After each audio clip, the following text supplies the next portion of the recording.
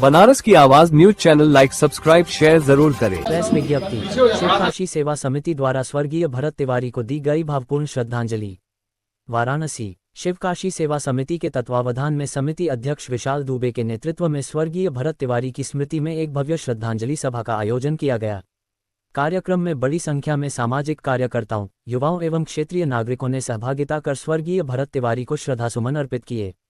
किसान फूल मंडी मलधिया चौराहा आयोजित श्रद्धांजलि कार्यक्रम में उपस्थित लोगों ने 2 मिनट का मौन रखकर दिवंगत आत्मा की शांति के लिए प्रार्थना की।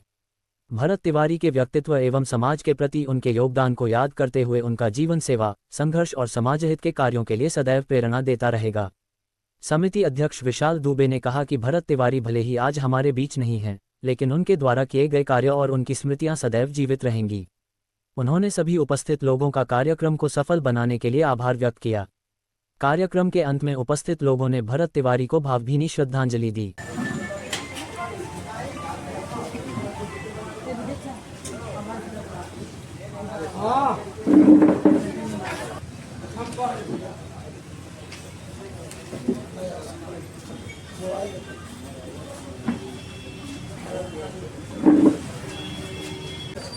हमारे ही देश के एक राज्य बिहार में एक हमारे युवा संघर्षशील व्यक्ति भरत तिवारी जी का पुलिस विभाग द्वारा नृशंस हत्या कर दिया गया, जिसकी एक आम छवि पूरे बिहार के अंदर, उनके अपने गृह जनपद के अंदर एक समाज सेवी के रूप में था। और ऐसे जाना जो कि काफ़ी दुर्भाग्यपूर्ण है। और मैं आज श्री भरत तिवारी जी को श्रद्धांजलि भी अर्पित करता हूँ और अपने आप सभी लोगों से भी चाहूँगा कि को श्रद्धांजलि अर्पित कानूनी विषय हो गया है, लेकिन कहीं न कहीं अगर इस तरीके का कृत्य हो रहा है समाज के अंदर, ये समाज के लिए बहुत ही घातक हो रहा है। इसका हम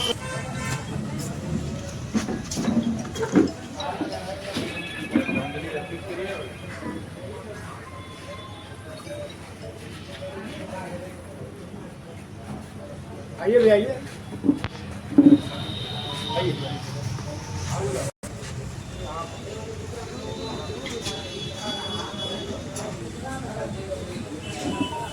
आओ बच्चे,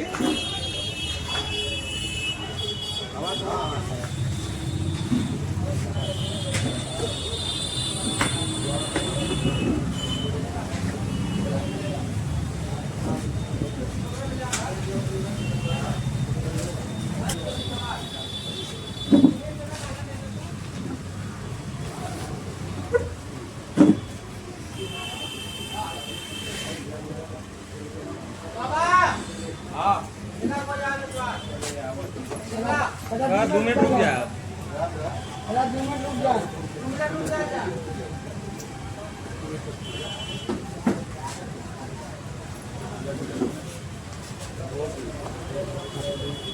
जी, मैं विशाल दुबे, शिवकाशी सेवा समिति अध्यक्ष।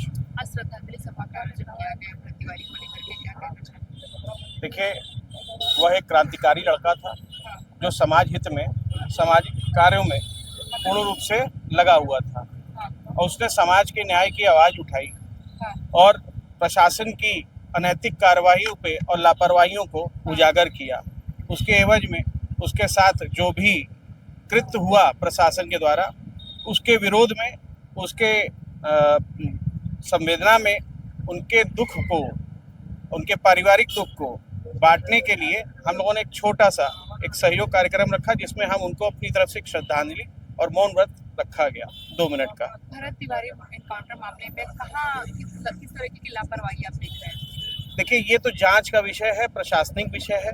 इस पर तो हम अभी कोई भी टिप्पणी करना उचित नहीं होगा। जो फेसबुक और सोशल मीडिया के माध्यम से जो खबर मिल रही है, उसमें तो प्रथम दृष्टया वो तो चीज़ें गलत लग रही हैं। कहीं ना कहीं कुछ न कुछ तो प्रशासनिक लापरवाही जरूर हुई है, लेकिन ये एक जांच का विषय है और इस पर हम बिहार सरकार से ये निवेदन करते हैं कि इस पर एक उच्च स्तरीय जांच बैठाई जाए और जो भी इसमें आपराधिक कृत्य के लोग हैं, जिनकी लापरवाही से ये इतनी बड़ी दुर्घटना या घटना घटी है, उसका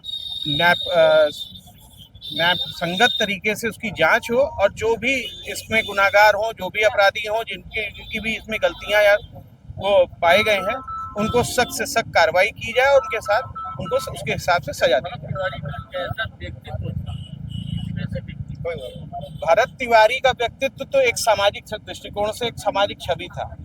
पढ़ा लिखा जब जवान था, नौकरी उसको नहीं मिली, उसके बाद वो समाज हित में ही अपने क्षेत्रीय सामाजिक समस्याओं को लेकर के वो प्रशासन से लगातार जूझता रहा।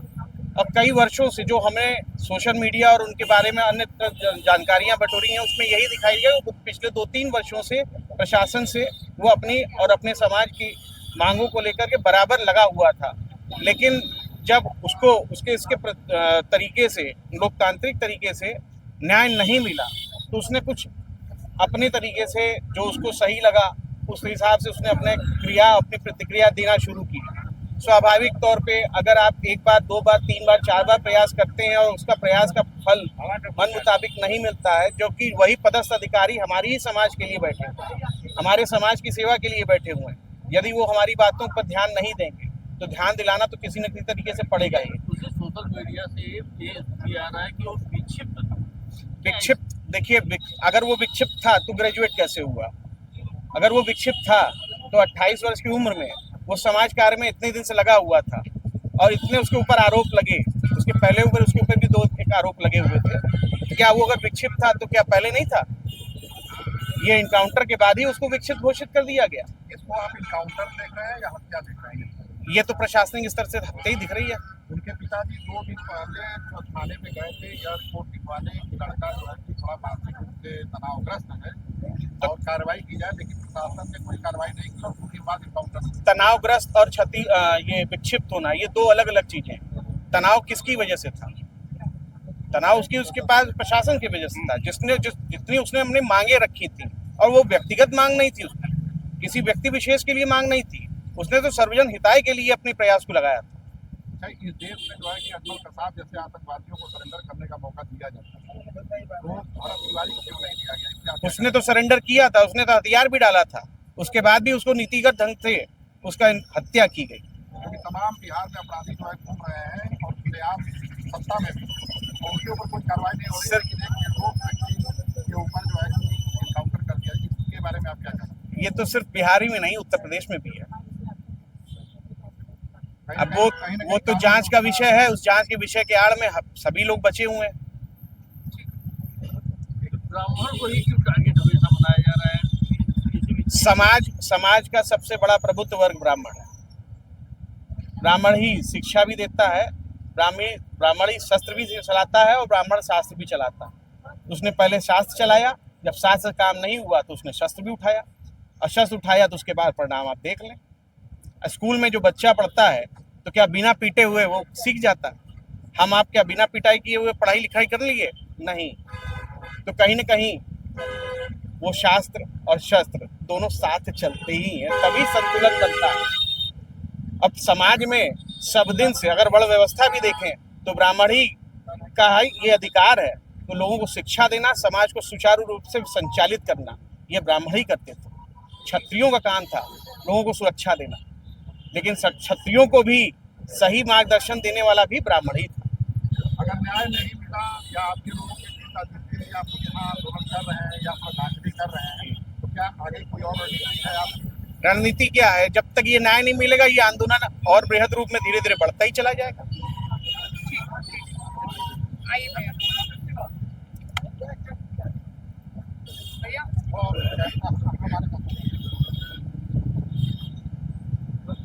अपना परिचय दीजिएगा। मैं घनश्याम यादव, एक समाज सेवक। आजादी के बाद का पहला भगत सिंह का उपाधि दिया जा रहा है भारतीय तिवारी। ये तो अगर इतनी बड़ी उपाधि किसी बच्चे को दी जा रही है तो जाहिर सी बात है उसके रग रग में कहीं ना कहीं भगत सिंह के जैसा जो है उसके अंदर वो कार्यशैली थी, वो व्यवस्थाएं थी जो अपने आम जनता को देने का कार्य कर रहा था।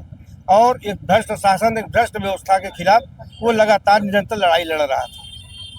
जनता के लिए सिस्टम से लड़ाई लड़ा था। बिल्कुल। सिस्टम से हार गया सिस्टम भारतीय जी, अगर देखा जाए तो सिस्टम से ही हारा हुआ वो व्यक्ति था, एक पढ़ा लिखा हुआ ग्रेजुएट व्यक्ति था। और ऐसे व्यक्ति को हमारा ही जिसको कहा गया कि हमारे पालनहार होते हैं विभाग, अगर वही पालनहार विभाग अपनी भ्रष्ट व्यवस्था, भ्रष्ट चीज़ों को छिपाने के लिए हमारे ऐसे युवाओं को अगर इस प्रकार से निशंक हत्या कर रहे हैं तो कहीं ना कहीं काफ़ी निंदनीय कार्य हो रहा है।